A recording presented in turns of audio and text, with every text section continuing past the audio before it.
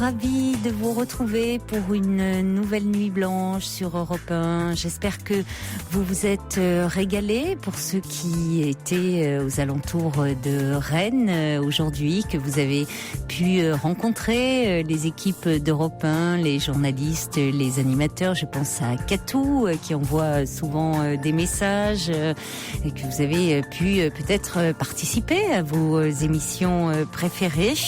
En tout cas, nous sommes ensemble dans le studio Coluche et ensemble en direct jusqu'à 1h. Vous avez entièrement carte blanche pour composer le programme de l'émission. Alors, quelle que soit votre humeur en ce début de nuit, je vous invite à appeler le 39 21 pour aborder tous les sujets qui vous tiennent à cœur. Vous serez accueillis ce soir par Quentin et Julie sous le regard bienveillant de Philippe Chartier qui réalise cette émission. Et si une histoire fait écho à votre vécu, si vous voulez dialoguer avec un auditeur, une auditrice, si vous voulez apporter votre soutien, eh bien vous pouvez composer à tout moment le 39 21. Vous pouvez également nous écrire un petit courriel sur le site europe1.fr ou nous envoyer vos messages au 7 21 21 en les commençant par le mot nuit. Jusqu'à 1h sur Europe 1, Caroline Dublanche. Et on accueille tout de suite Roselyne. Bonsoir. Bonsoir Caroline. Je suis ravie d'avoir eu le courage de vous appeler. Contrairement aux autres auditeurs, je ne vous écoute pas depuis longtemps. J'écoutais une autre émission sur une autre antenne qui a été supprimée. Et comme je suis un peu insomniaque, je suis tombée sur vous avec plaisir et voilà. Ah bah écoutez, on est ravis de vous accueillir parmi nous. Voilà. Alors. Donc je vous explique, j'ai 64 ans bientôt. Oui. Je suis divorcée depuis 18 mois, mais j'étais séparée de mon ex-mari depuis une dizaine d'années environ.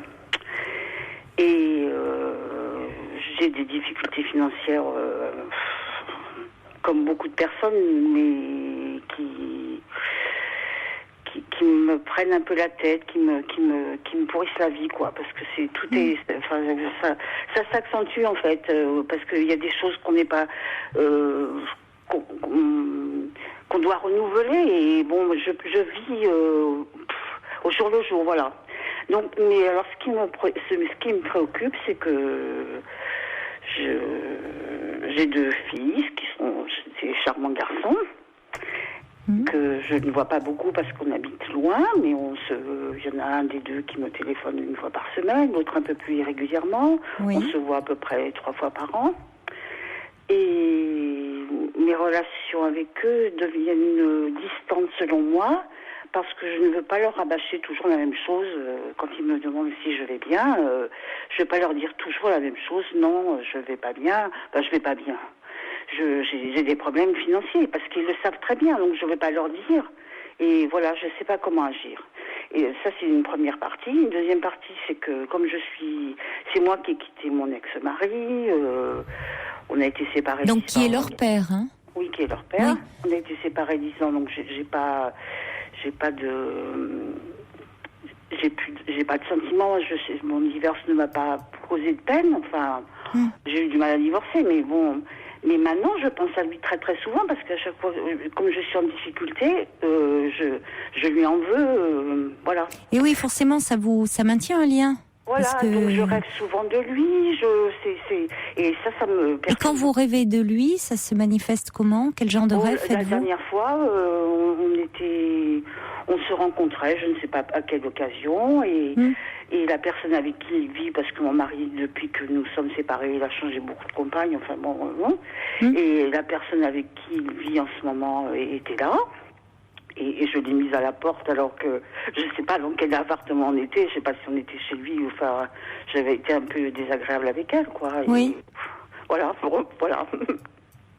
Mais bon, je rêve de ça, ou je fais des rêves qui me gênent, parce que déjà je dors pas beaucoup, donc quand je me réveille le matin, que j'ai rêvé...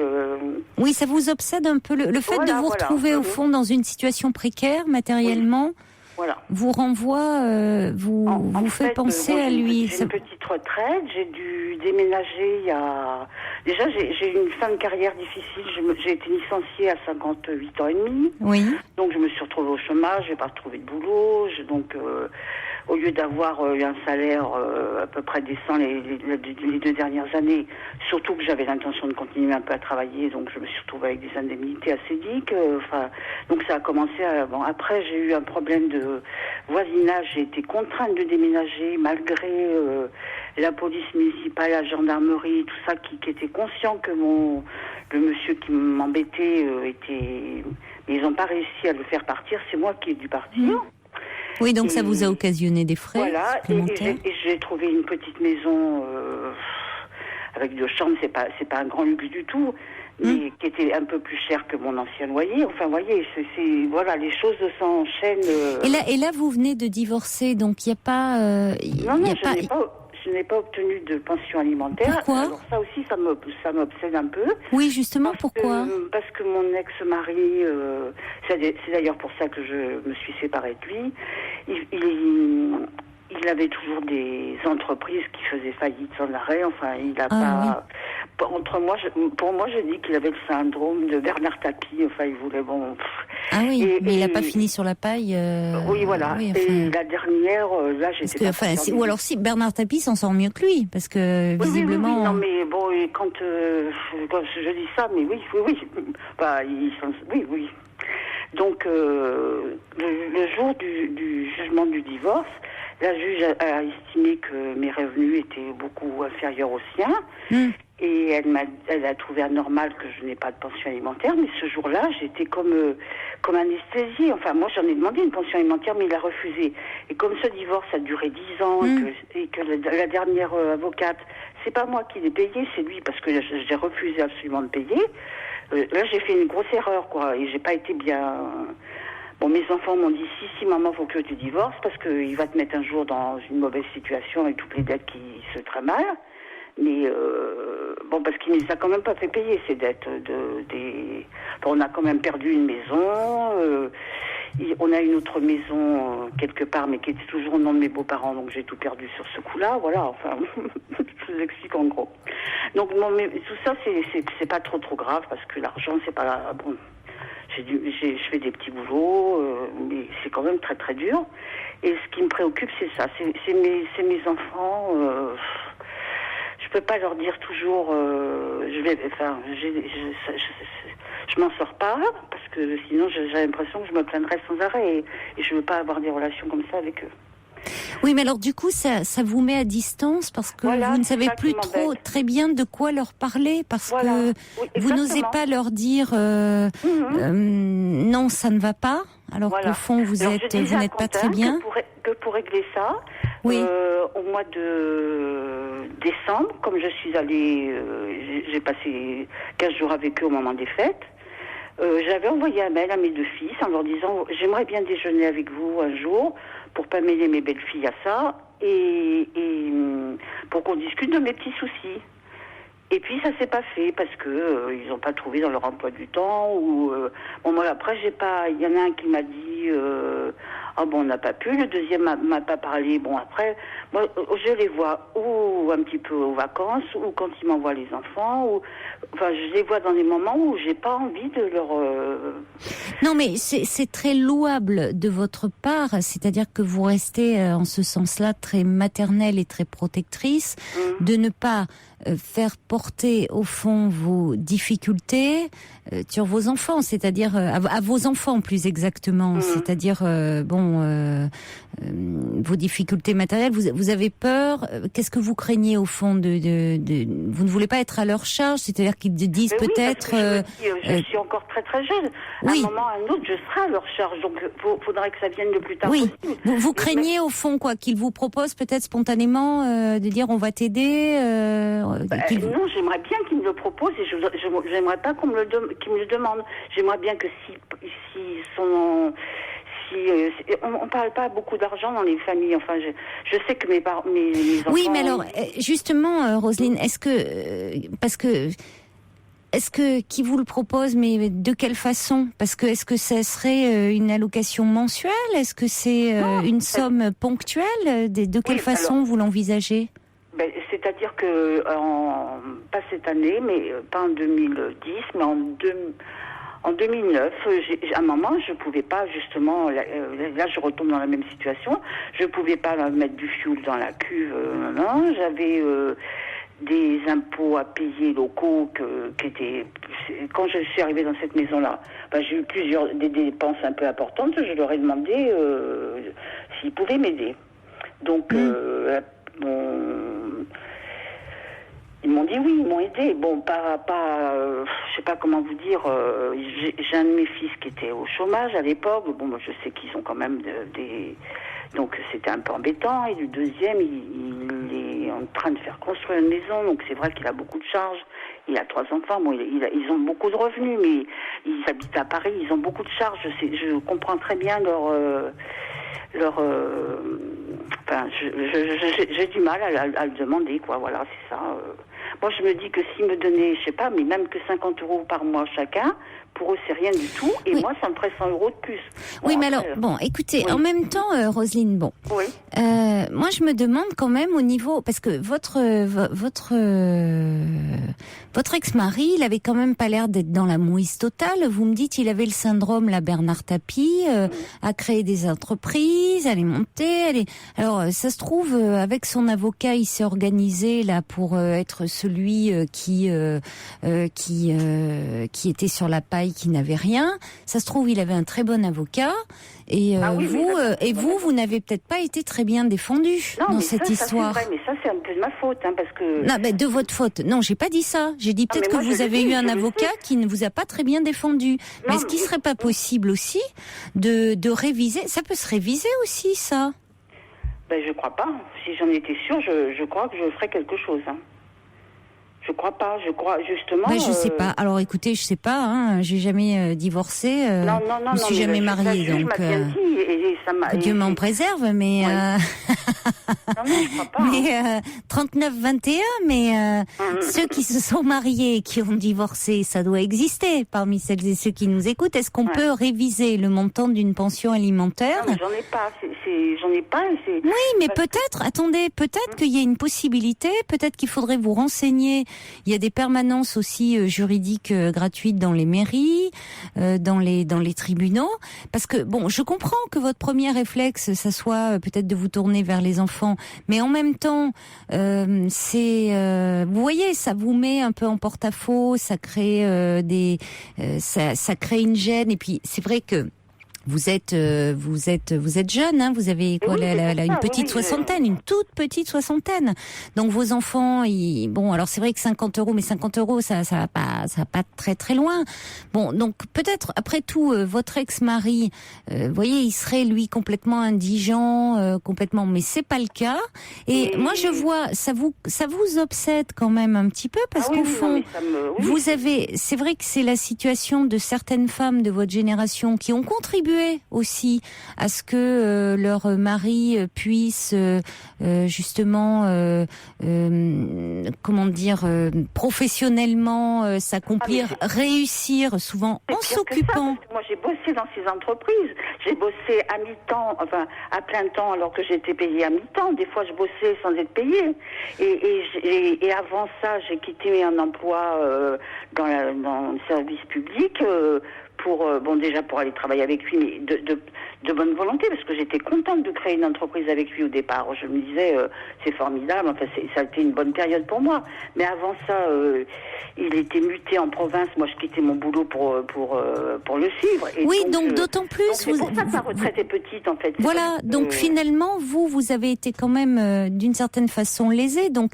L'élégance voudrait que dans ces cas-là, écoutez, ça arrive, vous vous séparez, mais qu'après tout, vous ayez aussi une compensation financière. Or, il fait en sorte de se débrouiller pour que vous n'ayez rien.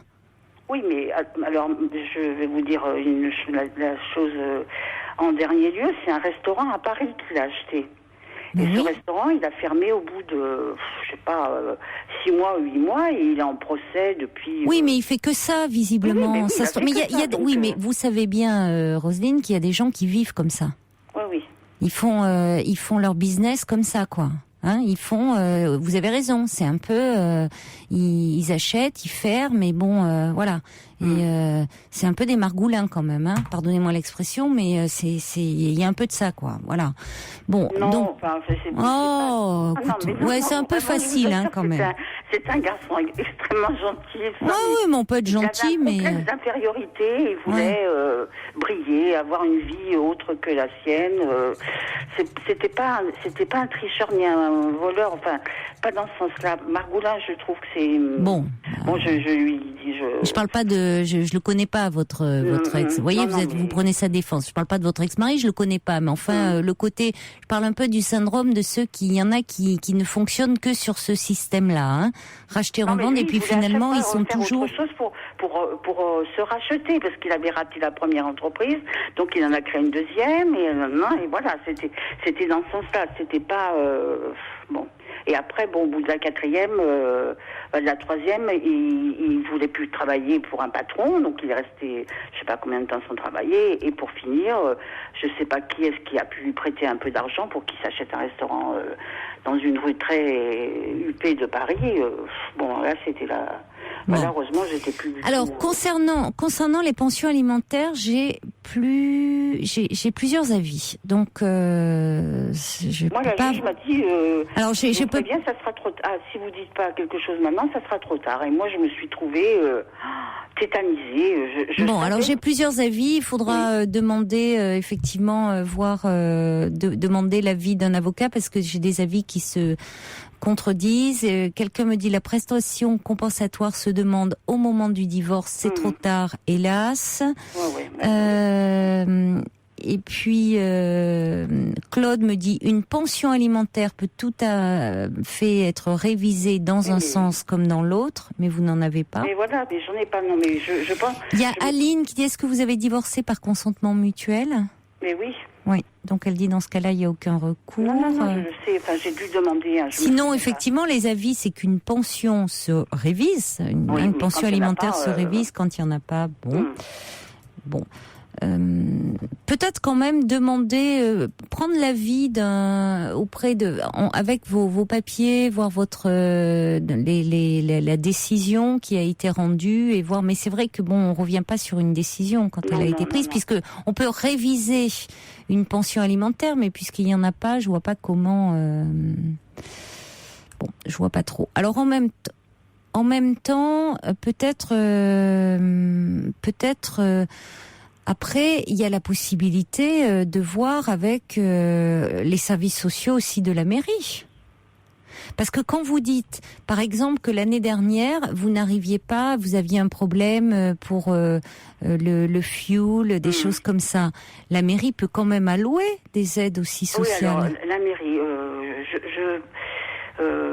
l'année dernière, j'ai payé 85 € d'impôts pour l'année.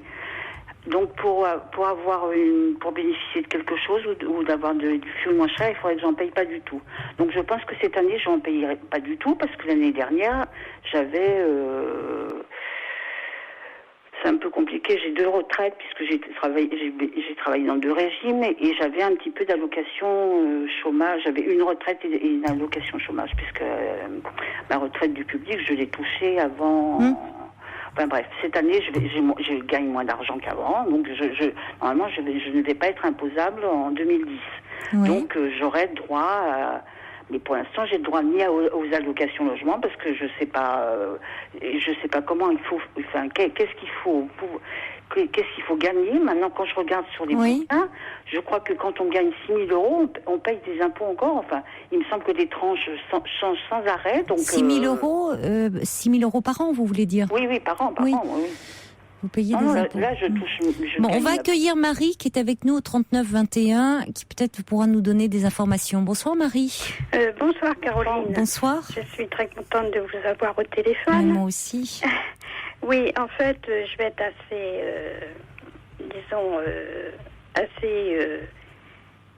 Je peux pas vous aider parce que je sais pas. Raconter toute l'histoire, quoi, parce que c'était assez compliqué. Assez bref, vous voulez je veux dire bonjour à, je sais plus son prénom. Oui, parce que effectivement, je me suis trouvée dans votre situation. Mais moi, il s'agissait d'un ex-mari en profession libérale, donc pour raison, moi aussi, de peut-être pas de très très bonne défense, je n'ai pas eu de prestation compensatoire. Donc, mes revenus, j'ai fait comme vous, j'ai travaillé un petit peu, après je me suis retrouvée au chômage, même au RMI. Et donc, après avoir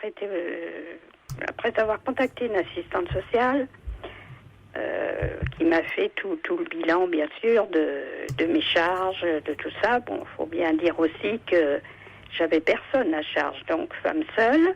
Je me suis retrouvée aussi dans un HLM, enfin, c'est pas honteux, hein. Bon, eh bien, mes enfants, qui ont tous de très bonnes situations, étaient gentils avec moi. Et je crois qu'ils ne se rendaient pas trop compte de mes difficultés, et surtout, je faisais comme vous. Je n'osais pas trop en parler. De manière à nous aussi, on ne parlait pas trop argent. Et en fait, je suis allée voir un avocat qui m'a dit, écoutez, le mieux, c'est de repasser devant le juge aux affaires familiales qui proposerait une médiation. C'est-à-dire que vos enfants, en leur en parlant, avec un médiateur, vous vous rencontrerez tous et on pourra mettre carte sur table, c'est-à-dire peut-être aussi qu'ils comprennent un peu mieux votre situation et de voir comment matériellement ils peuvent vous aider. Et franchement, ça a été assez difficile au début, mais j'ai tenu le coup et maintenant, bon, on est en très très bon terme et ça me permet quand même de mieux recevoir mes petits-enfants, de mieux aller les voir. Oui, c'est ça qui est... Parce que bon, ils habitent... moi, j'habite à 900 km de chez eux, donc le TGV, j'aimerais bien, maintenant que je suis à la retraite, y aller plus souvent. Ou, bon, pour l'instant, je les reçois encore, mais la prochaine fois qu'ils vont venir, mettons à 5, je serai obligée de leur demander de m'aider à faire des courses. Je pourrais pas. Et il faut le faire. Voilà. Il faut le faire. Ils comprendront. Moi, maintenant, j'en suis arrivée que maintenant, c'est eux qui, aussi, sont dispersés un peu dans l'Hexagone. Eh bien, ils m'envoient les billets de TGV. Il y a une prise de conscience. Oui. Et je pense que c'est vrai parce que vous aussi, on est dans un milieu où on ne parle pas argent. Il y en a beaucoup, on en a brassé beaucoup. Oui. Mais je veux dire, oui, mais il faut comprendre qu'il y a des réalités matérielles, hein. Oui, puis je pense que, bon, au moment du divorce, l'histoire, il l'avait en tête, il savait que leur père, j'ai été lésée, dans toutes les manières, j'ai été lésée. Bien sûr, très bien que je me suis arrêtée pour les élever, mais ils ont pas ça en tête sans arrêt. Oui, mais enfin, bon. Je veux pas en parler sans arrêt. Enfin, oui, alors il s'agit pas d'en parler sans arrêt. Bon, en tout cas, c'est un très bon conseil, Marie, je vous remercie. C'est vrai que la médiation, effectivement, si on n'arrive pas à en parler avec ses enfants, cela dit, vous pouvez aussi l'aborder avec vos enfants. Oui. Cela dit, moi, je persiste à dire que les enfants n'ont pas toujours non plus à payer entre guillemets pour quand au fond il y a eu des. Je trouve que c'est aussi le conjoint, aussi l'ex-conjoint qui n'assume pas et qui, je trouve, quand on se sépare, souvent les femmes font les frais sont pénalisés et on le voit bien dans l'histoire et sont pénalisés matériellement après une séparation, leur revenu tombe considérablement. Et donc, c'est vrai que, bien, je trouve qu'une femme avec qui on a partagé sa vie, avec qui on a eu des enfants, qui parfois a participé justement à l'entreprise, qui a, je trouve qu'on ne la laisse pas vivre comme ça dans la précarité. On devrait, mais bon, c'est vrai que malheureusement, c'est pourtant une réalité. Ça me perturbe. Et c'est vrai que c'est assez, c'est regrettable, c'est dommageable que ce soit les enfants finalement qui doivent doivent après être là, apporter assistance. Bon, en même temps, vos enfants le feront peut-être certainement volontiers, et s'ils ne réalisent peut-être pas votre situation, hein, parce que donc je pense qu'aussi ça serait dommage que ça crée un fossé entre vous. Donc je crois, et peut-être en le disant, eh bien au moment du divorce, je n'ai pas réalisé, j'ai pas été suffisamment accompagnée, et c'est vrai que depuis quelque temps, j'ai un peu de mal parce que j'aurais l'impression de me plaindre sans arrêt. J'ai pas réalisé qu'au fond cette séparation m'a plongée dans une certaine précarité. Mais bon, j'ai eu l'occasion d'en parler avec un de mes deux fils en leur disant que bon, moi aussi j'ai fait une demande d'HLM, mais naturellement j'ai pas eu de réponse. Hein, voilà, évidemment, je suis pas prioritaire. Et moi, je l'ai eu au bout de 10 ans. Bon, peut-être je vais gagner 100 euros de moins. Enfin, je paierai 100 euros de moins à peu près. Oui. Mais je me vois pas être dans un studio. Sinon, ça veut dire quoi? Non, que je peux pas recevoir mes petits enfants. Enfin voilà. Oui. Donc, et ça prend la tête tous les jours. Tous les jours, on se dit oh là là, aujourd'hui il y a ça. Moi, je vous encourage. Mais vous pouvez quand même voir une assistante sociale aussi de la mairie, et puis comme vous le disiez, Marie, refaire une action. Peut-être quand même voir auprès d'une permanence juridique, parce qu'il y a peut-être quelque chose à voir auprès du JAF, du juge aux affaires familiales. Tout à fait. Voilà. Quand même, des pistes de réflexion. Ça m'a pris la tête pendant pas mal d'années, parce que j'avais des scrupules aussi de me dire. D'ailleurs, au moment du divorce, je revois encore un avocat me dire vous n'avez rien obtenu. Mais enfin, vos enfants ont fait de bonnes études, ils vous aideront plus tard. Oui, voilà. Moi, on me l'a pas dit. Moi, c'est pas j'avoue que comme conseil juridique, il y a mieux. Oui, effectivement, je suis d'accord avec vous. Merci beaucoup en tout cas, et bon courage à vous. Au revoir. Au revoir. Au revoir. James Blunt, Stay the Night. Il y a Fabien qui m'envoie un petit SMS au 7 21 21 pour me dire mais il n'y a pas que les femmes qui sont toujours en manque d'argent après un divorce, il y a aussi des hommes comme moi qui ont des soucis financiers. Bien sûr que cela arrive, mais enfin les statistiques montrent que majoritairement ce sont quand même les femmes qui sont le plus en difficulté financière après une séparation, déjà tout simplement parce que les femmes ont des revenus moins importants que leur mari. Donc évidemment, quand le couple se sépare, le niveau de vie des femmes baisse. C'est connu. Donc, quelqu'un me dit aussi, vous parlez d'un monde idéal, Caroline, beaucoup d'hommes ne font pas face à leurs responsabilités. Alors, ne parlons pas des pensions alimentaires. Je sais bien, non, je parle pas d'un monde idéal, je dis que ça serait...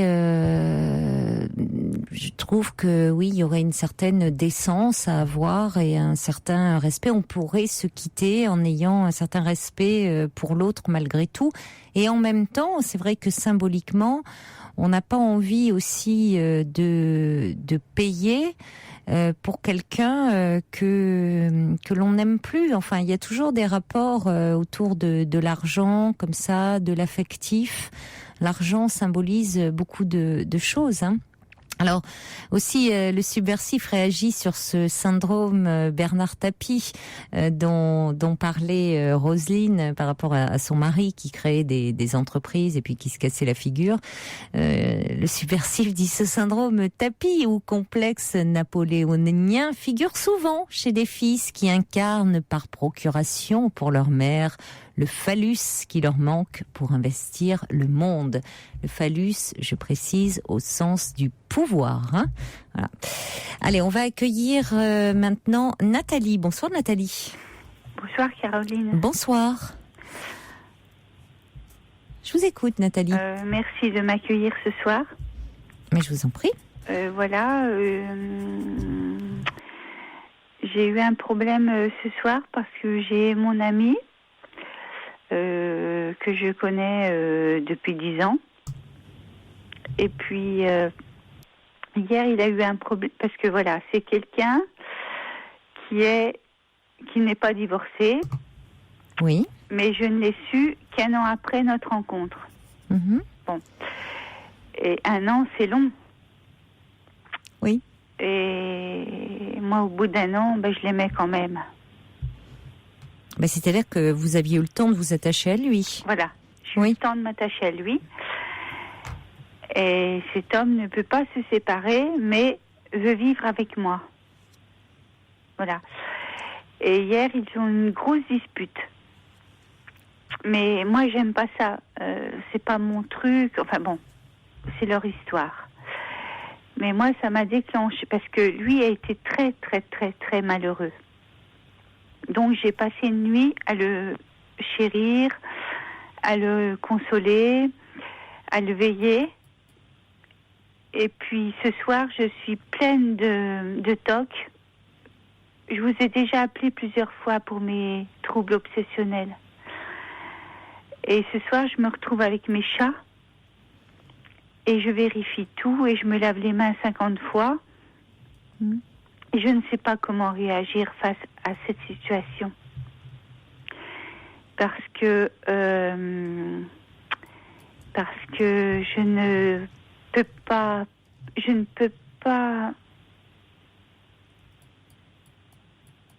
Oui. Je ne peux pas dire que je ne veux plus le voir et je ne peux pas... Je ne comprends plus bien cette situation. Surtout, vous semblez...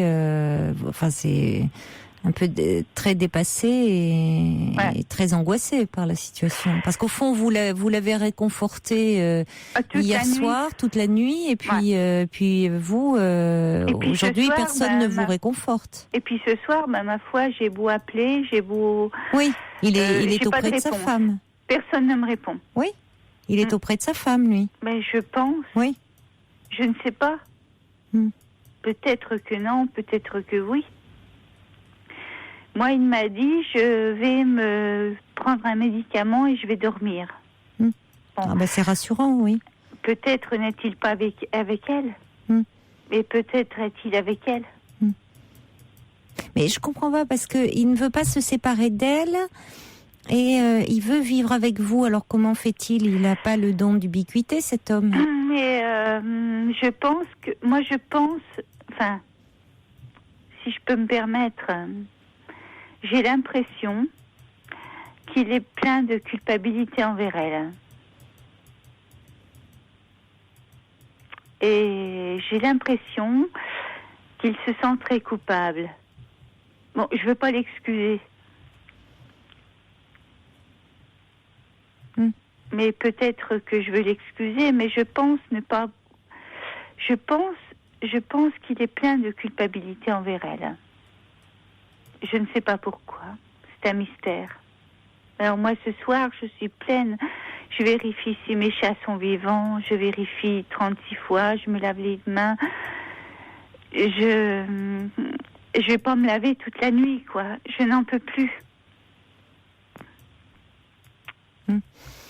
Je vous ai déjà appelé à ce sujet-là. Oui, à propos de vos troubles obsessionnels compulsifs. Mais j'ai l'impression que ce qu'il me dit est vrai. C'est-à-dire ? C'est-à-dire que il a un téléphone, il a plusieurs portables. Il a un portable pour moi. Et quand il ne répond pas à ce portable, est très organisé. Ça veut dire qu'il dort. Et je pense qu'il a pris des médicaments pour dormir. Bon. Ouais. Oui, écoutez, il peut... Oui. Oui. Mais est-il vivant ? Oui, certainement. J'ai peur. Oui. Il peut prendre un petit somnifère pour dormir, hein, vous savez, Nathalie. Parce que effectivement, j'imagine que s'ils ont eu une grosse dispute hier, qu'il a passé la nuit chez vous, sa femme... Pas chez moi. Vous me dites que vous l'avez réconforté toute la nuit. Par téléphone. Et sa femme, elle était où ? Elle était vers lui. Enfin, vers lui, dans une autre chambre. C'est surréaliste. Mais il n'était pas vers moi.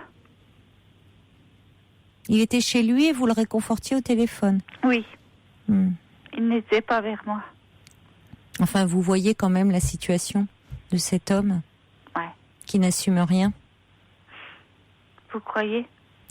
Pour le moins. Excusez-moi, mais je vais pas avoir votre indulgence. Hein.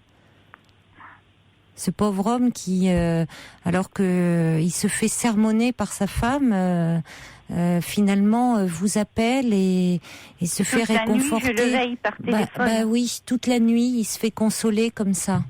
Et puis là, alors qu'il sait que vous êtes quelqu'un de très angoissé, vous dit bon je vais prendre quelque chose pour dormir. Mais bon, comment on peut dire effectivement. Quand on se sent, parfois on est tellement, on peut être tellement fatigué, tellement tendu, tellement, vous savez, on peut avoir accumulé tellement de stress et de tension qu'on n'arrive pas à trouver le sommeil. Voilà. Donc, certaines personnes ont recours à un somnifère. Ça veut pas dire qu'elles moi, vont. J'en ai recours. Oui, je vais prendre après vous avoir parlé. Ça ne veut pas dire d'avaler la boîte. Ça veut dire prendre quelque chose, pour trouver plus rapidement le sommeil. Mais pourquoi ne m'a-t-il pas répondu ? J'ai entendu la voix de sa femme quand je l'ai appelé. Mais parce que, oui, mais il m'a dit je prends mon bain.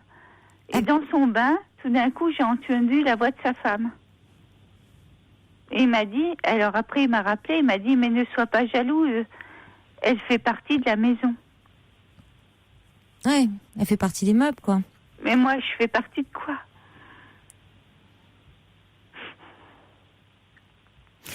Mais c'est pourquoi ? C'est-à-dire que c'est Nathalie, c'est cet homme là où effectivement lui, vous qui êtes très angoissé, vous vérifiez, là vous êtes en plein dans votre angoisse, vous vérifiez si vos chats sont vivants, si alors évidemment les mots, je vais prendre quelque chose pour dormir, vous voyez, vous avez peur, mais lui, cet homme, il dort tranquillement sur ses deux oreilles, là il est dans un sommeil profond, alors vous êtes dans votre angoisse.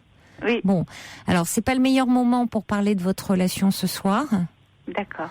Parce que je pense que vous êtes trop angoissé pour entendre vraiment des choses. Ouais. D'accord. Je crois que c'est pas... Pas si angoissé, vous savez. Quand on... simplement...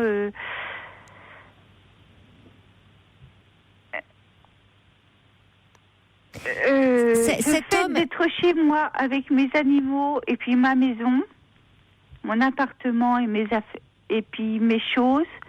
Ça va. Mais cet homme... Je dois tout vérifier, quoi. Oui, ça vous rassure, d'une certaine façon, de faire tous vos rituels de vérification. Mais je suis bien chez moi, quoi. Je suis pas suicidaire, ni rien. Non, j'ai bien compris. Non, j'ai bien compris. Mais je l'aime. Mais lui non plus, Comment ? Mais je l'aime. Ouais, quel dommage. Je l'aime très fort. Oui. Quel dommage, parce que lui, il vous aime très mal, Comment ? Lui, vous aime très mal. Ah bon ? Oui, bien sûr. Évidemment. Il fait beaucoup de mal autour de lui, cet homme. À sa femme, à vous. Enfin, écoutez, il se comporte... Et vous croyez qu'il m'aime quand même ? Très mal. Comme quelqu'un d'extrêmement égoïste. Il fait beaucoup de mal. Autour de lui. Mais ça fait 10 ans que ça dure. Oui, mais si vous voulez, c'est quelqu'un qui ne sait pas véritablement, qui ne sait pas bien aimer. Il aime à sa façon. Il ne prend aucune décision, donc il fait souffrir tout le monde. Alors la question n'est pas de savoir s'il aime, comment il aime. C'est quelqu'un qui est incapable de prendre des décisions et qui fait souffrir. Mais quand il aime, il sait aimer. Oui, mais enfin, c'est pardonnez-moi, mais c'est n'importe quoi.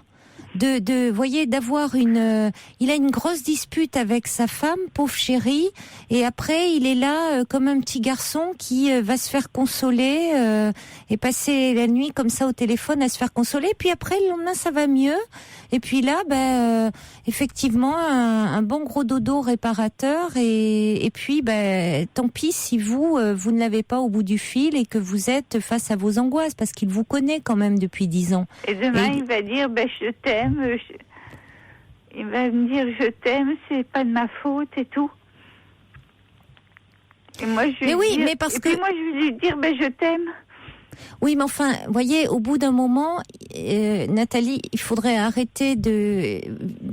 sortir du stade où on arrête de se dire où je t'aime en boucle, parce que qu'est-ce qu'on met aussi derrière ces mots-là ?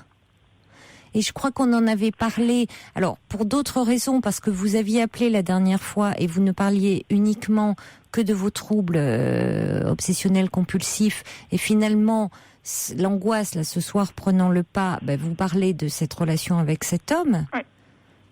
Et je vous avais dit, en parlant de vos TOC, qu'il serait bon d'aller parler de vous. Et je parle à mon médecin généraliste. Ah oui, non, mais c'est pas le médecin généraliste. Elle comprend comme vous, hein. Elle m'a dit que ça n'allait pas. Oui, mais ça va au-delà même de... Alors c'est bien, vous avez une écoute. Elle m'a dit que ça n'allait pas, que cette relation n'était pas normale. C'est pas le terme normal, mais c'est-à-dire qu'il n'y a pas de réciprocité. Elle m'a dit c'est pas sain. Non, c'est pas sain, bien sûr que non. Mais moi, quand je vois son visage, je l'aime. Non, mais c'est-à-dire que vous êtes tellement en quête, vous, de quelque chose, en quête de... Mais vous savez, c'est quand même quelqu'un de si bien. Non. Ah non, mais je peux... Non, pardonnez-moi, mais non. Non, en tout cas, il n'agit pas bien avec vous. Il se comporte très mal avec vous. Pardonnez-moi de vous le dire comme ça. D'accord, j'entends. Il est peut-être bien par certains côtés. Cet homme, je ne vais pas le juger comme ça en bloc, je ne le connais pas. Donc il peut avoir bien évidemment des qualités. Sinon, j'imagine que vous ne l'aimeriez pas comme vous l'aimez, Nathalie. Oui. Mais en tout cas, il se comporte mal avec vous. Ah bon ? Ah ben ça, c'est certain. Pourtant, il est si bien. Il se comporte mal. Alors, en tout cas, votre médecin généraliste, je pense, a dû vous conseiller de faire une psychothérapie. Bon, d'arrêter. Non, elle m'a dit d'arrêter. Oui, mais il faut que vous fassiez une psychothérapie, hein. Déjà mais je l'ai fait avec elle. Ah non, mais on fait pas une thérapie avec son médecin généraliste, hein, Nathalie. Le médecin généraliste... Mais Caroline, j'ai pas assez d'argent.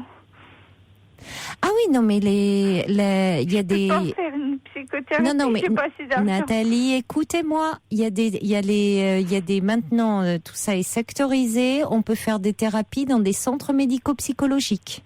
D'accord. Donc, les médecins généralistes ne sont pas là pour faire des thérapies. D'accord. Alors, qu'ils soient à l'écoute, qu'ils soient très bien dans leur... par rapport à leur prescription, et c'est une bonne chose que quand vous alliez la voir pour renouveler... Oui. J'entends que vous ayez une relation de confiance avec elle, c'est une très bonne chose. Bon, maintenant, quand vous dites que vous la faites avec elle, c'est-à-dire... On se voit tous les 8 jours. Oui, mais c'est pas avec un médecin généraliste qu'on fait une thérapie, Nathalie. Elle est médecin généraliste et il y a rajouté autre chose. Elle est généraliste, mais elle me fait ma gynéco, elle fait tout. Oui, non, mais ça c'est différent. Les médecins généralistes peuvent également faire de la gynécologie médicale. Ça c'était. Et à quel que je peux parler, ou à vous? Oui, mais ça c'est qu'ils fassent. Ils sont médecins. Les médecins généralistes peuvent s'occuper de toutes les parties du corps. En revanche, tout ce qui est thérapie par rapport à la prise en charge des TOC, par rapport à la thérapie relationnelle, là il faudrait que vous alliez voir. Si vous n'avez pas d'argent, vous pouvez très bien aller dans... C'est pas d'argent, c'est que je pense que il peut m'aimer comme je l'aime. Bon, il faudrait que vous preniez rendez-vous au centre médico-psychologique de votre ville. Et là, vous aurez des thérapeutes avec un remboursement comme avec votre médecin. Vous pensez qu'il ne m'aime pas comme je l'aime? On tourne en rond, Nathalie. Je ne vais pas répondre à votre question. D'accord. Donc, je comprends. Je vous ai dit, cet homme, depuis 10 ans, de toute façon, se comporte mal et vis-à-vis de vous et vis-à-vis de sa femme. Oui, c'est vrai. Et même moi, je me comporte mal. C'est pas vous finalement. Vous Non, alors pas. Bon, alors Nathalie, au départ, il vous a, lui, a été déjà là premièrement très incorrect. Je savais pas. pour vous, c'était trop tard. Vous étiez déjà attaché à lui. Mais je savais pas qu'il était marié. Mais Nathalie, j'ai compris. Mais lui a été très incorrect. Il vous l'a dissimulé. Qui le dissimule les premières semaines parce que bon, peut-être il se disait ça va pas durer. Bon, mais après finalement il y a une part quand même là de pas clean. Vous étiez attaché, vous n'avez pas su vous défaire de cette relation. Non, maintenant vous êtes très attaché à lui. Lui est clairement dans une double vie. Il fait souffrir tout le monde. On peut penser qu'il fait souffrir sa femme, qui vous fait souffrir vous. Non. Bon. Et vous maintenant, il faut comprendre qu'est-ce qui fait que depuis 10 ans vous êtes dans cette histoire.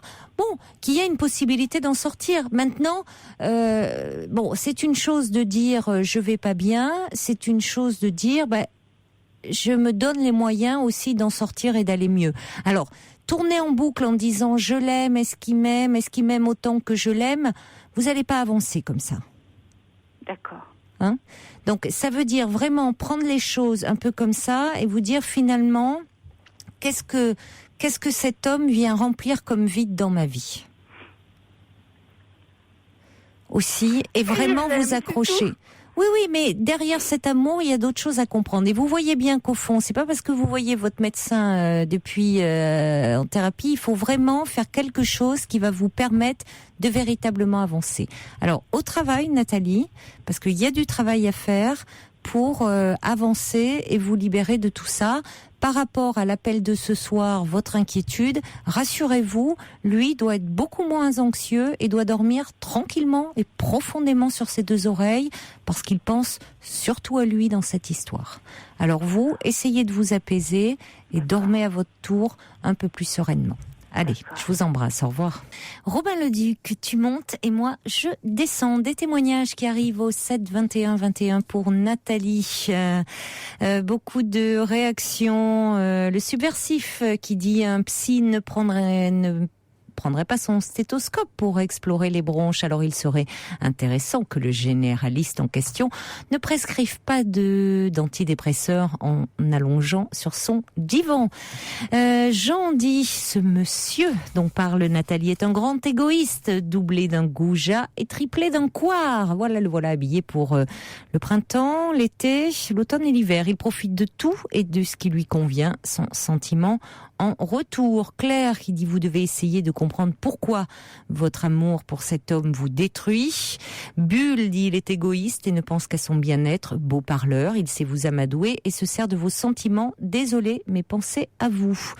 Et puis Salomon dit, il vous utilise jusqu'à la corde, jusqu'à vous démolir pour colmater sa propre béance, son égocentrisme monolithique. Fuyez. Carole qui dit que c'est dommage que cette jeune femme ne se rende pas compte que certains hommes sont aussi égoïstes. Elle le console, certes, mais lui la console-t-il ? Allez, on va accueillir maintenant Casimir. Bonsoir. Oui, bonsoir. Bonsoir Casimir. Bonsoir. Je me permets de vous appeler, c'est une première pour moi. Alors, je sais pas. Faites un vœu. Oui, ah oui, je vais en faire un, oui. Voilà, moi je me permets de vous appeler pour un problème. Je suis divorcé depuis maintenant 1 an et demi, à la suite de quoi j'ai rencontré une nouvelle compagne qui ne s'accorde pas du tout avec mon fils ou vice-versa. Mon fils a 27 ans et en fait il fait tout pour perturber l'ambiance interne de la maison. Et étant son père, je n'ose pas lui dire directement qu'à 27 ans, il serait peut-être temps de prendre ses ailes et d'aller voir ailleurs. Et j'aimerais avoir un conseil pour savoir comment pratiquer. Pourtant, j'essaye de lui faire comprendre par des sous-entendus, en disant que moi, à son âge, lui était déjà né, que j'avais déjà des responsabilités. Oui. Alors voilà, j'aimerais avoir Il n'y a pas de réaction. Il n'y a pas de réaction de la part du grand petit. Il n'y a pas de réaction de sa part. Et, il est trop bien chez vous. Bah oui, ça doit être ça, oui. Oui, mais enfin, il fait tout pour qu'il y ait une ambiance très très tendue à l'intérieur de la maison. Depuis que vous êtes avec cette nouvelle compagne. Oui, depuis, parce que certainement il doit pas l'accepter ou je ne sais pas ce qui se passe. Il m'en a jamais parlé. Bon, enfin, il fait tout pour l'embêter. Hein. Et puis alors, indirectement, m'embêter moi, puisque ça se répercute forcément sur moi. De quelle façon, par exemple ?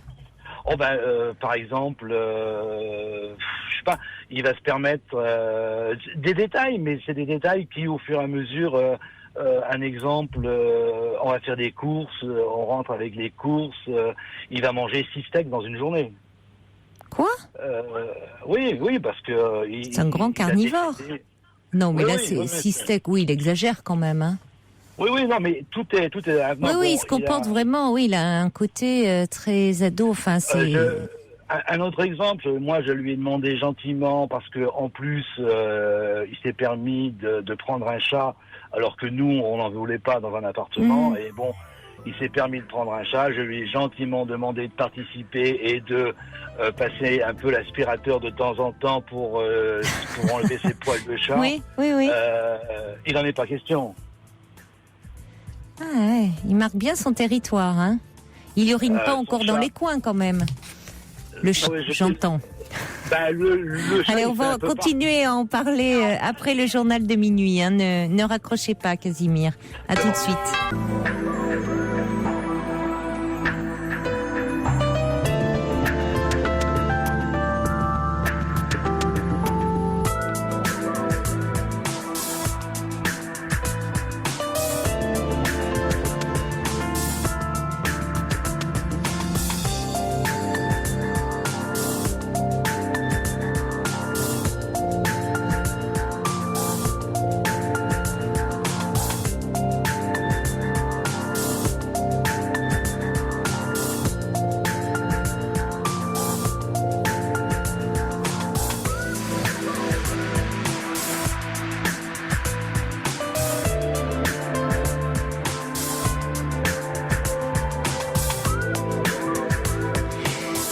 Bienvenue si vous nous rejoignez à l'instant sur Europe 1. Cette émission est la vôtre. Vous pouvez y parler de tout, en toute liberté, en toute sincérité, en nous appelant au 39 21. Vous pouvez également réagir à tout moment en appelant ce numéro si vous souhaitez dialoguer avec un auditeur ou une auditrice.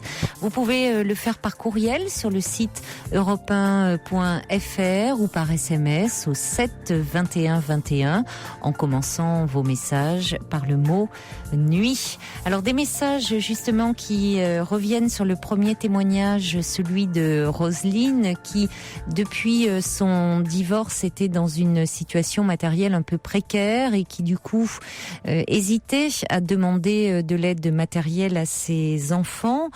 Sylvia nous envoyait un mail pour dire après tout divorce, l'homme ou la femme a droit à une pension alimentaire. Elle est calculée au prorata des années de mariage et au nombre d'enfants élevés et la pension est révisable.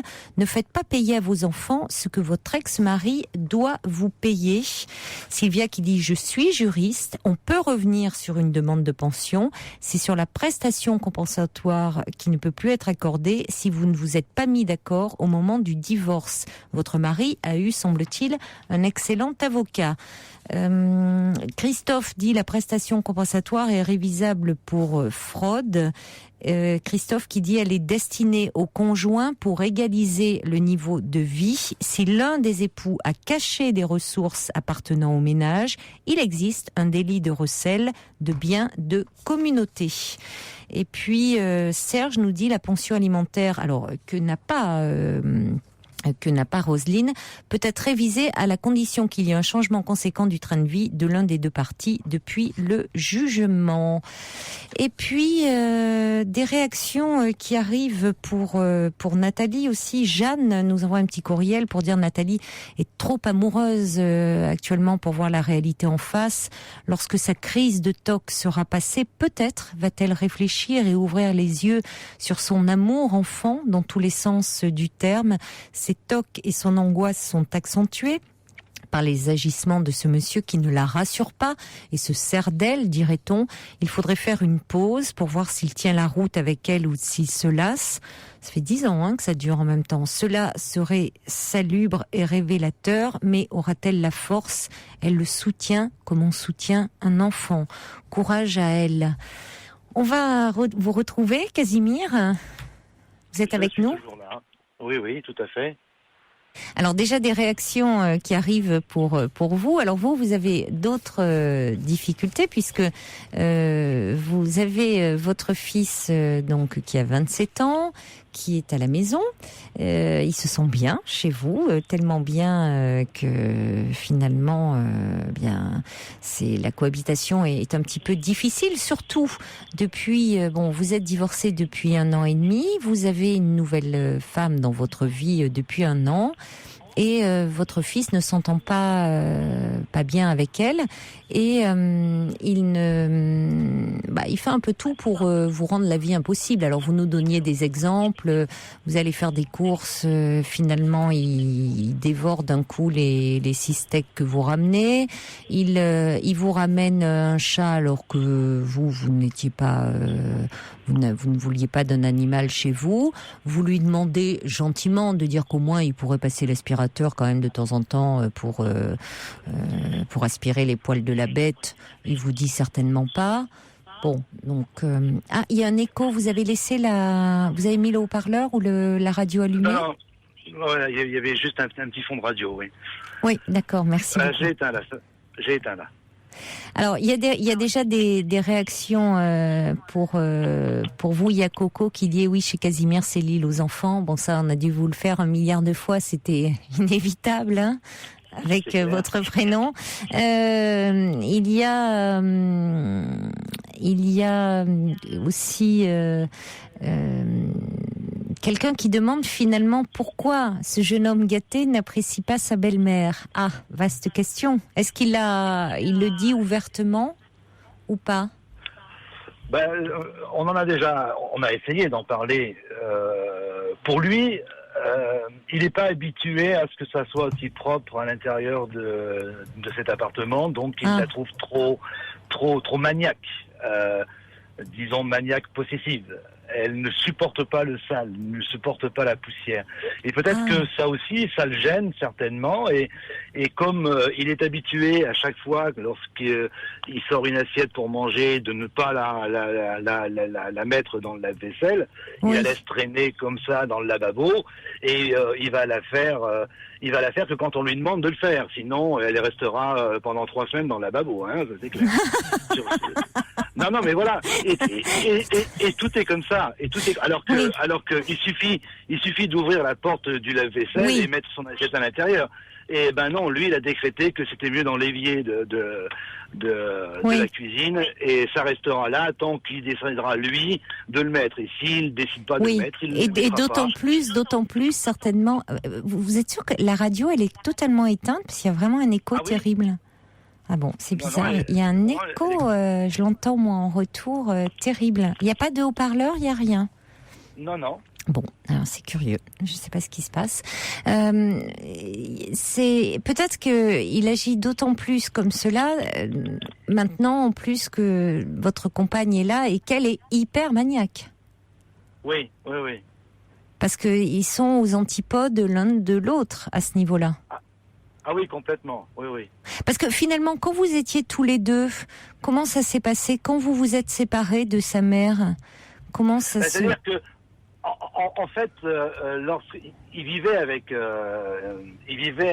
pendant un certain temps, le temps de la séparation, il vivait avec sa mère, et moi, j'étais ailleurs. Et lorsque sa mère est partie, donc à ce moment-là, j'ai récupéré mon fils, bien sûr. Et à partir de là, c'est vrai que lui, la propreté, je dis pas, il est pas sale sur lui, mais non, je comprends. Le fait de ranger les choses et que ça soit propre, il est un peu désordonné, il est un peu brouillon, mais c'est ça ne veut pas dire c'est pas au sens de l'hygiène, il a une hygiène corporelle de ses vêtements, mais il peut, comme vous dites, laisser de la vaisselle dans l'évier, il peut voilà, et certainement qu'il y a un peu de provocation aussi par rapport au côté très maniaque de votre compagne. Oui, c'est complètement les opposés. Mais est-ce qu'elle lui a fait des remarques ? Elle lui fait des remarques par rapport à ça Non, elle directement ne lui en fait pas. C'est toujours par mon biais, parce que sachant pertinemment qu'elle n'est pas sa mère, Donc c'est par mon biais. Donc elle m'en fait part à moi et moi j'en fais part à mon fils. C'est-à-dire qu'elle s'en plaint à vous? Ah oui, elle s'en plaint tous les jours. Ah oui, complètement. Oui, complètement. Elle se plaint du fait que c'est pas que c'est un peu le bazar. Oui, elle se plaint de son comportement, elle se plaint le fait qu'il ne respecte pas le travail qui est effectué pour qu'on ait un intérieur convenable. Moi, je peux vous assurer que on peut recevoir qui on veut à n'importe quelle heure, il n'y aura jamais aucun souci avec elle. On peut dîner par terre. Voilà, ni de linge qui traîne. Par contre, lui, si on le laisse faire, on a des chaussettes et des slips partout. Hein. Non, mais c'est un peu ça. Son style, c'est aussi se permettre. Le jour où on a reçu la dernière fois des amis à la maison, se permettre à 22h30 de venir nous voir en disant on parlait trop fort ou on faisait trop de bruit. Oh, c'est dingue, c'est le monde à l'envers. Alors avec toutes ces choses là, moi je sais plus quoi faire parce que en fait ça crée une tension entre moi et mon ami et Dieu sait qu'on s'entend bien. Et je trouve ça complètement dommage. Et moi, j'aimerais bien que mon fils, à 27 ans, devienne indépendant et s'assume quelque part. Et directement, je n'arrive pas à lui dire directement, je peux pas le mettre dehors. Non. Pour moi, c'est pas possible. Non, ça serait. Il s'agit pas de mettre votre fils à la porte. Hein. Voilà, j'essaie de lui faire comprendre qu'il faut qu'il s'assume à un moment donné, que stop, quoi. Il a l'âge maintenant de s'assumer et qu'il fasse sa vie et qu'il nous laisse un peu tranquille, quoi. Qu'on fasse un autre. Alors, il y a un pas à faire l'un vers l'autre, c'est-à-dire que peut-être que finalement, quand vous étiez, il y a eu un temps où vous avez cohabité ensemble, où votre compagne n'était pas là, ça se passait plutôt bien quand vous étiez seul avec votre fils. Ah bah oui, à partir du moment où... Et pourtant, il était aussi désordonné. Ah oui, mais moi je disais pas grand-chose en fait. Mais vous étiez peut-être moins maniaque. Oui, moi je le suis moins. Et lui moins dans la provocation. Oui, sans doute, oui. Bon. Mais de toute façon, il savait que j'allais ranger derrière lui. Sauf que c'était plus ou moins bien fait. Alors que maintenant, avec mon ami, c'est plus que parfait. C'est peut-être ça la différence. Et c'est peut-être cette différence-là. Oui, c'est ça. Elle est c'est une parfaite maîtresse de maison, comme on dit. Hein, l'intérieur est nickel, comme vous dites. Bon, on peut manger par terre, quoi. C'est. Ben on peut manger par terre, c'est vrai, mais c'est une très bonne cuisinière en plus, et elle fait des très bons gâteaux. Mais quand elle fait des très bons gâteaux, on a le droit qu'à une part chacun. Tout le reste, c'est lui. Et ça vous fait rire. Écoutez, de l'extérieur, c'est assez... Je suis désolée, non, mais je me préoccupe de vous, hein, Casimir. Je vais quand même réfléchir, mais j'imagine la scène. Oui, j'avoue que, je le confesse, de l'extérieur, ça me fait assez rire parce que je vois effectivement un peu comme un sale gosse qui essaie de casser tout l'image de votre compagne qui brique sa maison vraiment, qui s'abrite, qui je vois très bien quoi, et puis lui qui a son l'image des slips et des chaussettes qui se trimballent partout, ça m'a beaucoup amusé parce que ça fait un peu ado attardé et vous savez c'est en rien préjudiciable pour l'avenir parce que on voit parfois des jeunes gens, garçons ou filles, hein, qui chez les parents sont hyper bordéliques, pardon pour la familiarité, mais et qui lorsqu'ils se retrouvent dans leur appart sont très méthodiques, sont limite maniaques, hein, quand ils sont chez eux. Alors, je crois maintenant, je vais parler, plus sérieusement, c'est-à-dire que il y a une question il faut quand même vous cohabiter, vous êtes 3 maintenant. dans cette maison. Donc, il faut quand même, il y a un respect mutuel. Donc, c'est-à-dire que c'est une question de territoire aussi. C'est-à-dire que, en l'occurrence, quand vous parlez de ces sous-vêtements, ça doit pas, ces slips, ces chaussettes, on doit pas les retrouver dans le salon. Qu'à la limite, dans sa chambre, si dans sa chambre il veut mettre un bazar sans nom, très bien. C'est sa chambre. Si on peut plus y rentrer, on a peine à pousser la porte pour rentrer, c'est son problème. Vous voyez ? Elle n'a pas à faire le ménage dans sa chambre. Mais elle ne le fait pas. Elle intervient en rien dans sa chambre. C'est son domaine. Voilà. Mais en revanche, il n'a pas à tout t'envahir comme il le fait. Donc, je crois qu'il faut que vous ayez une discussion assez. Mais j'arrête pas. Ouais, mais plus ferme avec lui. Dire écoute. En polonais alors. Comment ? En polonais alors. Ouais, mais peut-être en polonais. Peut-être non, mais pas en polonais. Non, mais un peu plus ferme. Dire écoute, là, ta provocation, ça va, ça suffit. Ou alors peut-être sur le mode de l'humour. Dire je sais qu'elle est assez maniaque. Bon, voilà, chacun, elle a. À côté de ça, il y a finalement, t'apprécies. Il y a aussi des choses que t'apprécies. Finalement, reconnais t'as gagné sur certains points aussi. C'est un fin cordon bleu et visiblement t'as l'air d'apprécier puisque sur les gâteaux, t'en manges les 3/4. Bon, ouais, vous pouvez et dire mais il y a des choses que vous ne devez pas laisser passer. C'est-à-dire lui dire en gros, il y a un message qui arrive que c'est à vous quand même de un peu d'imposer votre compagne à votre fils. Dire qu'elle a parce qu'il y a un peu comme un peu une guerre larvée, c'est-à-dire une question de territoire et un peu l'affaire des guerres pires. Oui. Et à votre compagne aussi de dire que vous ne pouvez pas dire bon, je lui en ai parlé.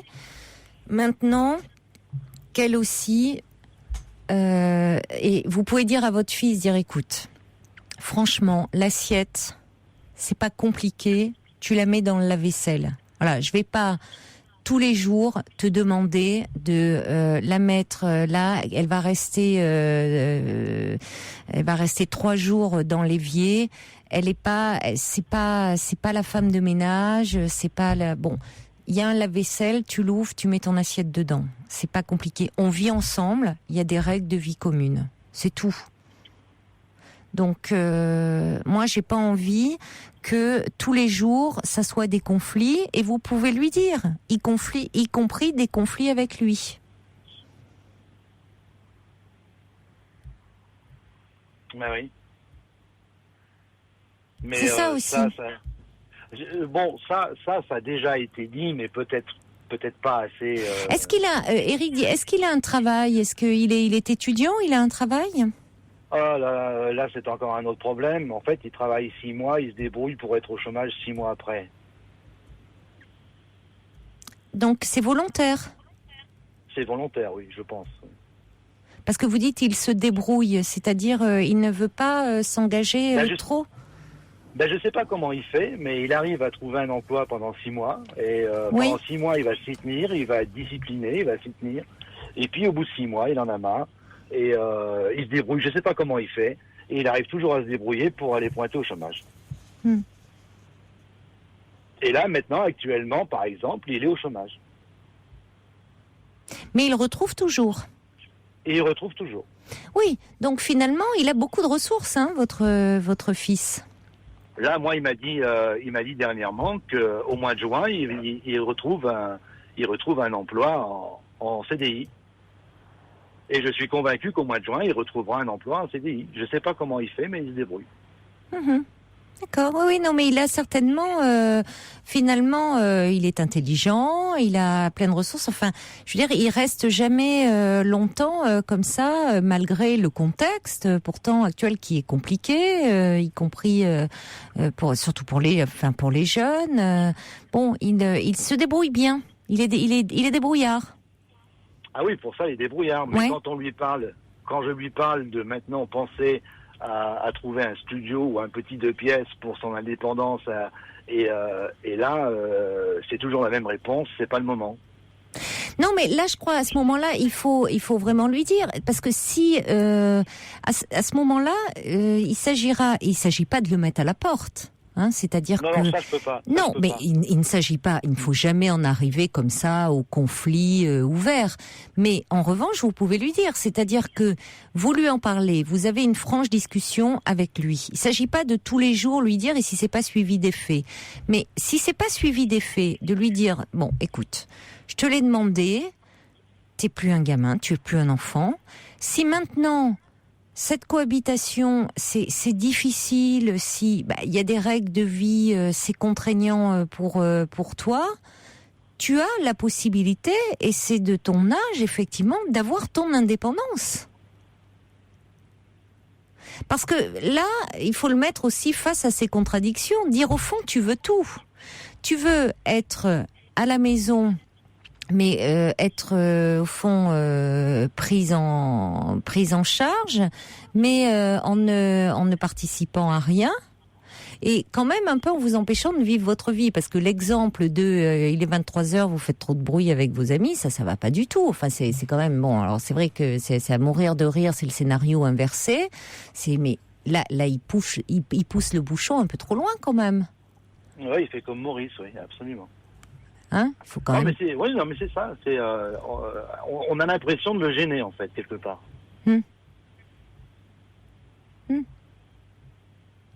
C'est la raison pour laquelle j'appelais, et pour savoir comment pratiquer sans aller à l'extrême, à savoir. Non, surtout pas. Hein? Surtout pas dire que bon, là, il a évidemment toute sa place ici, et que bon, mais que c'est dire, il y a pas, je crois qu'il faut même dire, il y a pas, on va pas être dans un conflit ouvert ou dans une petite guéguerre, dire bon, voilà, vous vous êtes séparés d'avec sa mère, que vous avez rencontré cette compagne. Peut-être qu'effectivement, au fond de lui, il y a une certaine, il sent cette femme, ce nouvel amour dans votre vie, au fond, comme une menace. Oui, mais alors à ce moment-là, ça voudrait dire qu'il en serait éventuellement jaloux. Pourquoi pas ? Oui, oui, on peut. La jalousie est à tout âge, bien sûr. Oui. C'est, vous savez, bien sûr, oui. C'est, enfin, bien sûr. Je ne dis pas bien sûr, oui, je n'en sais rien. Je ne suis pas dans la tête de votre fils, mais il peut. C'est possible. Et pourtant, sa sœur lui en a déjà parlé de ce problème, qui pense un peu à nous laisser tranquilles et à ce qu'on puisse vivre nous deux tranquillement et qu'il aille faire sa vie. Oui, mais justement, il n'a pas envie de vous laisser tranquille. Apparemment non. Non, il n'a pas envie. Donc, il a vraiment, au contraire, il occupe vraiment le terrain. Hein. Et de façon comme un petit enfant qui, vous voyez, ses jouets sont partout. C'est First Lisa qui dit c'est l'enfant roi. Oui, c'est qui fait tout pour attirer l'attention sur lui. Donc vous avez raison et vous le sentez bien au fond, Casimir, quand vous dites j'ai surtout pas envie de le mettre à la porte et tout ça. Donc et attention que votre compagne aussi ne le prenne pas en grippe. Alors elle avec ce côté hyper maniaque parce que du coup s'approprie le territoire aussi en faisant cela. Parce que elle, c'est son problème à elle, après tout, sa grande maniaquerie. Parce que parfois, vivre avec des gens extrêmement maniaques, alors c'est vrai que ça a beaucoup d'avantages, comme vous dites. Vous pouvez inviter, des gens peuvent débarquer à tout moment, c'est toujours nickel et tout. Mais c'est aussi, on s'approprie le territoire, c'est aussi, ça peut être parfois un peu contraignant pour ceux qui vivent à l'intérieur de ce territoire. Or, votre fils avait aussi sa place là avant elle, donc il faut s'habituer, s'apprivoiser l'un l'autre. Alors c'est deux extrêmes. Donc il faut aussi lâcher un peu du lest, c'est-à-dire à votre fils, vous dites bon, bah voilà, c'est la femme qui désormais partage ma vie, mais ça n'enlève rien à toi, à ta place, à toi. Vous n'allez pas lui dire en ces termes-là, hein, parce que c'est pas un enfant. Mais quelque part, il y a une forme de ce message de dire bien sûr que tu as toujours toute ta place et tu auras toujours. Tu sais bien que tu peux toujours, au fond, ce qu'il doit comprendre, c'est qu'il peut toujours compter sur vous. Que vous serez toujours là pour lui. Qui peut compter sur vous. Ça ne veut pas dire qu'il sera toujours, qu'il vivra toujours chez vous, mais qu'il peut toujours compter sur vous, quelles que soient les femmes dans votre vie, au fond. Les femmes peuvent passer dans votre vie, lui non. Il restera votre fils, quoi qu'il en soit. Et à votre compagne, peut-être elle alimente pas non plus cette guéguerre, voyez, en venant à chaque fois se plaindre auprès de vous, parce que vous vous trouvez dans une position difficile aussi d'être le médiateur. Donc donc vous en parlez une bonne fois pour toutes, et vous dites à l'un comme à l'autre, et vous dites à votre compagne, dire bon, c'est bon, j'en ai parlé, et puis maintenant, bah oui, j'ai fait en sorte que bon, il devrait en tenir compte. Et même si un jour, bon, peut-être il y a quelque chose qui est oublié, quelque chose qui traîne un peu, du moment que c'est pas flagrant, voilà, qu'elle fasse pas non plus une crise. Voyez que il faut aussi que chacun lâche un peu, hein, mettre un peu d'eau dans son vin. Bon, bah, je vais essayer de reprendre une discussion à ce moment-là, et pourquoi pas éventuellement organiser une discussion autour d'une table à 3 et mettre tout à plat, et parce que vous savez c'est pas évident, hein, de moi, et vous l'avez très bien dit en tant que médiateur, mais tout revient sur moi en fait, hein, que ce soit mon fils sur moi vis-à-vis de mon ami, ou l'inverse, c'est toujours moi qui suis là au milieu, vulgairement parlant, le cul entre deux chaises. Oui. Et j'essaie de minimiser en fait tous les problèmes existants. Et tous les jours, c'est pas simple, hein. Je peux vous assurer que... Non, alors vous pouvez pas faire ça tous les jours, parce qu'à force, ça va miner votre relation. Non, je crois qu'il faut avoir un jour une explication avec votre fils. Mais pas une explication, vous voyez, une discussion dans un moment, un peu lors d'un, je sais pas, d'un déjeuner avec lui, un moment où vous l'amenez déjeuner, dîner, enfin, un moment de dire, bon, allez, on va pas... un moment un peu complice comme ça, hein, qui est un moment de complicité entre vous. Et puis à votre compagne, là aussi, la rassurer, les rassurer un peu tous les deux. Votre compagne la rassurant en disant bon, j'en ai parlé, écoute, je crois qu'il a entendu, il va mettre du sien. Et puis de ton côté, voilà, on va pas jeter de l'huile sur le feu. Il faut aussi qu'il s'habitue. Pour lui, ça a été, il faut que chacun trouve un peu ses marques dans cette situation. Hein, je sais pas, vous mettre tous les 3 autour de la table, tous les 4, me dit Anna, parce qu'il faut pas oublier le chat. Mais je suis pas, je sais pas, je suis pas tellement sûre de ça. Alors il y a Jeanne, elle est pas d'accord. Elle me dit à vous donner des conseils que l'on donnerait pour un ado. C'est un Tanguy sans gêne. Pour lui, tout va bien, coucouné, servi à la maison, un peu d'argent quand besoin est. Un garçon intelligent finalement. Ça s'appelle profiter de la vie et des autres. Oui, mais bon, il faut. C'est pas forcément simple non plus la cohabitation. Comme ça, je crois qu'il faut jamais non plus tomber dans le rapport de force et d'en mettre à la porte. Maintenant, il est toujours possible de dire, comme vous l'avez suggéré, et pas sous le ton de la menace, mais de dire si il y a des règles quand on cohabite ensemble à respecter aussi chacun un peu à son territoire pour vivre en bonne intelligence. Ça s'appelle vivre en bonne intelligence. Et maintenant, si chacun y met pas du sien, ça devient vite infernal. Alors maintenant, je comprends, parce qu'on n'a pas le même mode de vie, parce qu'on n'est pas de la même génération, que ça soit un peu compliqué, que c'est compliqué pour toi de te retrouver face à moi maintenant, parce que je suis en couple avec une femme au fond que tu n'as pas choisie, parce que c'est vrai que c'est ma compagne, mais toi tu l'as pas choisie. Mais peut-être que aussi c'est le moment de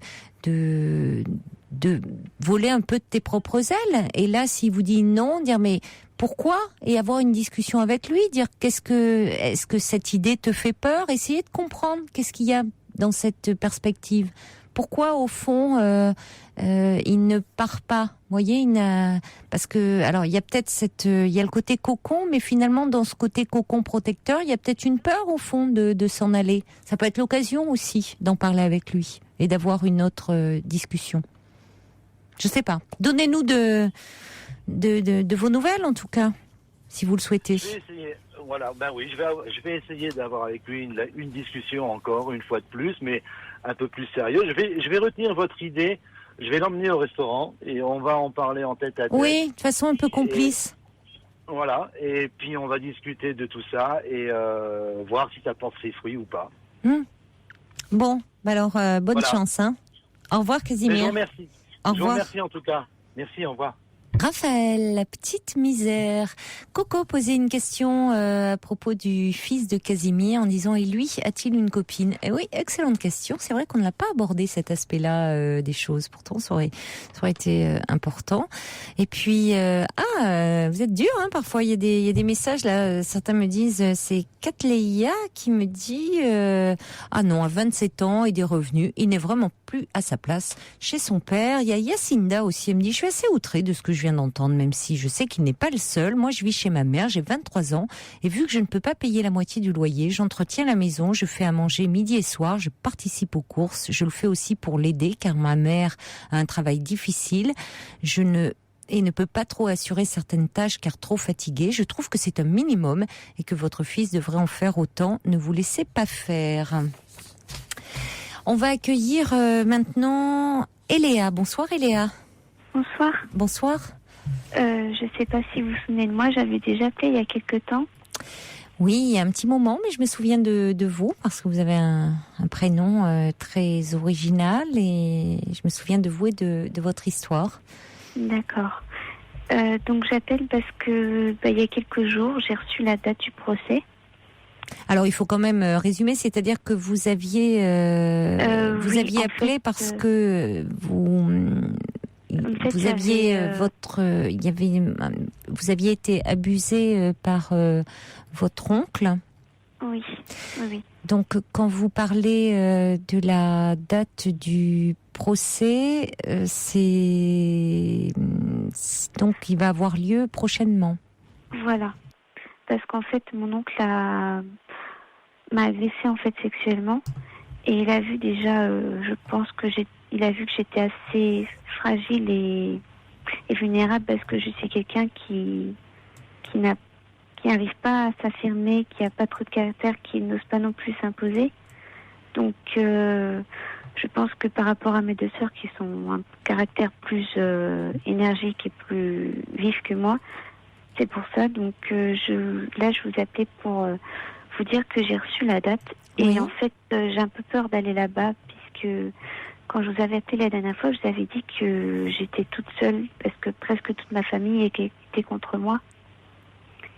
Et donc, je ne sais pas comment je vais devoir réagir et surtout pouvoir être assez forte et ne pas replonger comme j'y ai plongé il y a 2 ans à cause de ça.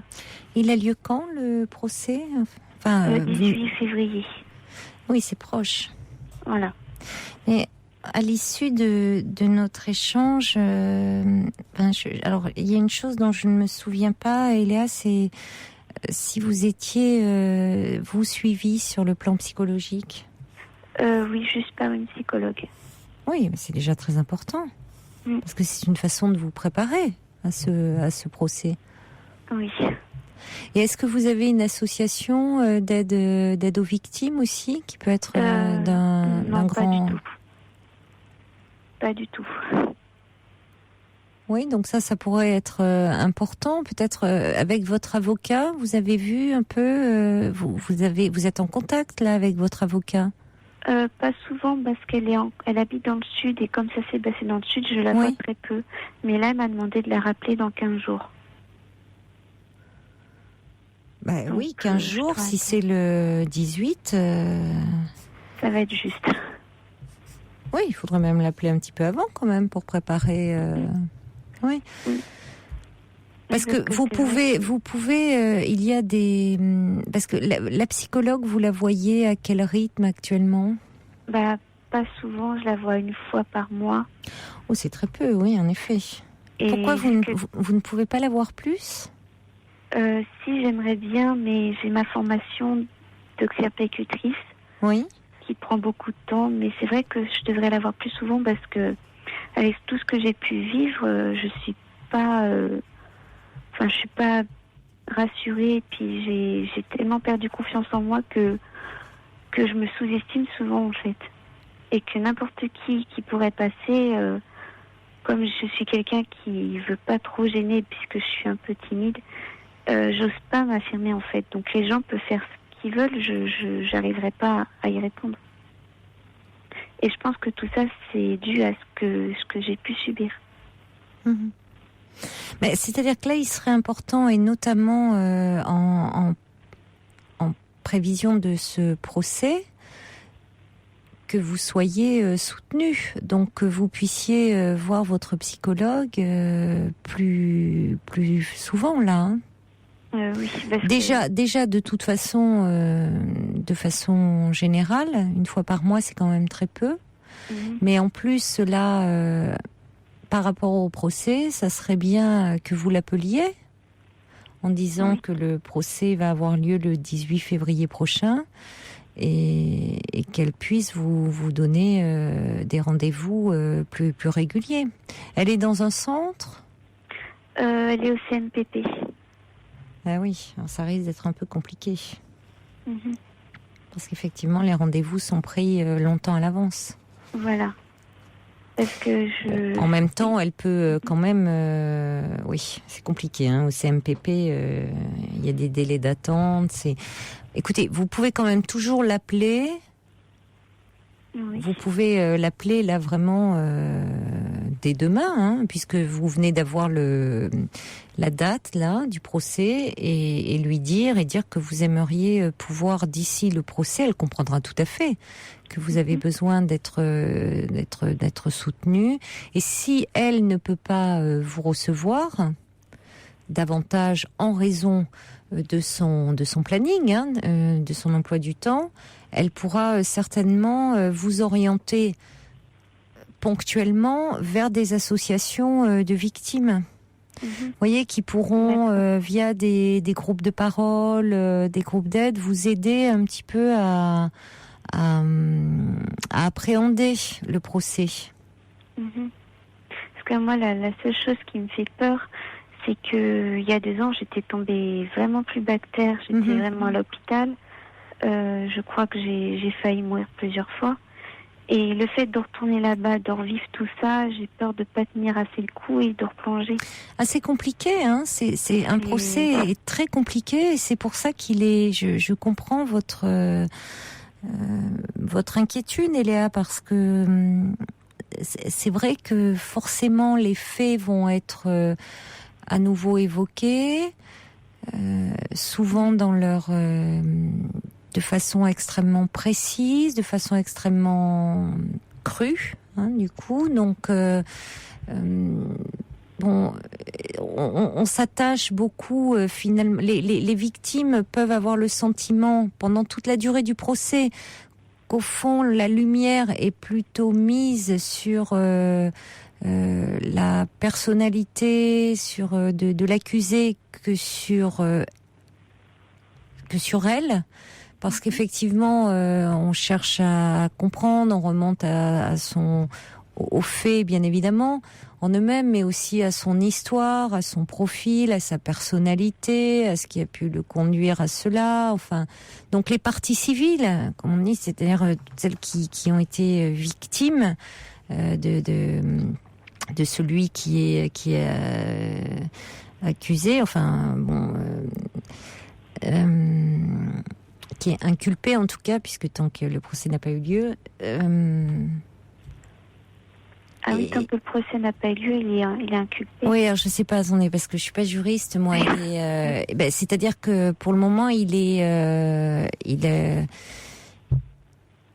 n'a pas été condamné encore. Non, mais dans le rapport d'expertise que j'ai pu recevoir, son rapport à lui, il marque bien qu'il est responsable de ses actes et qu'il est accessible à une sanction pénale. Oui, c'est ça. D'accord, oui. Oui, alors je sais plus, je suis pas juriste, donc je veux pas m'en mêler les pinceaux, mais je vais avoir des mails. Mais bon, il est pas condamné. Alors je sais plus quel est le terme. Enfin, la personne qui est, oui, il est, c'est-à-dire qu'il était responsable de ses actes au moment des faits, bien sûr. Oui. Voilà, c'est ce qui est dit dans le procès, c'est-à-dire qu'il n'est pas déclaré comme une personne qui n'avait pas, si vous voulez, sa conscience complètement altérée. Donc bon, mais donc vous avez besoin d'être vraiment soutenu parce que c'est vrai que ça va vous amener à revivre tout cela. Mais comme le dit Prune, c'est aussi libérateur. Libérateur. Ben oui. Parce que cet homme, enfin, je veux dire, on reconnaît, il est quand même devant un procès. C'est aux assises ? En correctionnel. En correctionnel, d'accord. Bon, donc ce sont des magistrats professionnels qui vont le juger. Et bon, il y a a priori une condamnation. Hein. Ah oui, je pense, oui. Donc c'est aussi pour vous obtenir une réparation de la, quand même, de la société, c'est-à-dire du préjudice à la fois physique et moral que vous avez subi. Oui. Oui, parce que je m'en souviendrai toute ma vie quand j'ai dû être, entre guillemets, parce que c'est comme ça que j'ai ressenti, moi, mais quand j'étais enfermée pendant 2 ans à l'hôpital, j'avais vraiment l'impression que j'étais vraiment qu'une épave. Vraiment qu'une épave. Et c'est ça, en fait. C'est que le fait de replonger là-bas, enfin, je sais pas si je suis assez forte pour pouvoir pas replonger, quoi. Non, vous n'allez pas forcément replonger, ça va vous replonger dans les faits. Mais ces faits, vous les travaillez déjà avec votre psychologue. Oui. Bon, là, vous allez être amené à ce qui s'est passé, avec peut-être la perspective, je ne sais pas si votre oncle, est-ce qu'il a reconnu, est-ce qu'il a avoué les faits ? Oui. Il les a avoués. Il a avoué, sauf la seule chose qui nie, c'est le terme d'agression. Ah oui. Voilà. Donc, qu'est-ce qu'il... En même temps, c'est un peu contradictoire. Oui, c'est ce que j'allais dire, c'est très contradictoire. Voilà. Parce que même dans son rapport que j'ai pu lire, que j'ai reçu, il a vraiment dit qu'il avait donc ma tante qui était en ménopause et qu'il avait besoin de se soulager, et comme il avait que moi sous la main, il en a profité. Donc, oui, enfin, il y a beaucoup de choses comme ça. En même temps, oui, on est carrément... il s'enfonce en disant ça. Hein. Oui. Oui, parce que vous étiez très jeune au moment des faits. Oui, je venais juste d'être majeure. Oui. Enfin, voyez, le côté j'ai besoin de me soulager, on voit bien que vous n'existez pas dans l'histoire. Non. C'est lui, c'est sa pulsion et lui. Je me soulage, le terme. Voyez, vous êtes un objet à ce moment-là. Voilà. Vous n'êtes plus un sujet. Hein, donc, bon. Ça, on va pas faire de toute façon. Il faudra en parler il faut travailler là-dessus. Et il est important, oui, d'être bien entouré. Mais ça sera aussi une étape, hein, vous savez, dans votre histoire, Eléa, parce que il y a un côté éprouvant, mais c'est aussi, elle a raison, pour une libérateur, parce que c'est aussi un moment où il y a une reconnaissance où enfin, il y a une sanction. On reconnaît la gravité des faits et le fait, le mal qui vous a été fait. Et vous pensez que tout ça me redonnera confiance en moi, que j'arriverai à m'affirmer et puis avoir peur des gens ? Alors, c'est pas non plus magique, mais si vous voulez, c'est une étape dans la reconstruction de vous-même. D'accord. Maintenant, la confiance en vous, c'est pas, si vous voulez, il y a plusieurs choses qui amènent à reprendre confiance en vous-même. C'est-à-dire, vous avez été abusé par votre oncle, vous veniez tout juste d'être majeur, donc, voyez, il s'est passé des choses entre le moment de votre naissance et cette agression. Hein. Donc, bon. Puis, Qu'est-ce oui, que donc cette agression a pu faire vaciller votre confiance en vous, mais il y a aussi toute votre histoire précédemment. Hein. Il n'y a pas seulement entre guillemets cette agression. Ah non, Donc c'est aussi toute votre histoire. Et ça, eh bien, vous êtes très jeune, hein, Eléa. Donc, je veux dire, à 23 ans, vous avez quoi, 24 ans, 23 ans 24 ans. 24 ans. Donc, franchement, la confiance en soi, vous avez du temps pour la construire. Franchement. D'accord.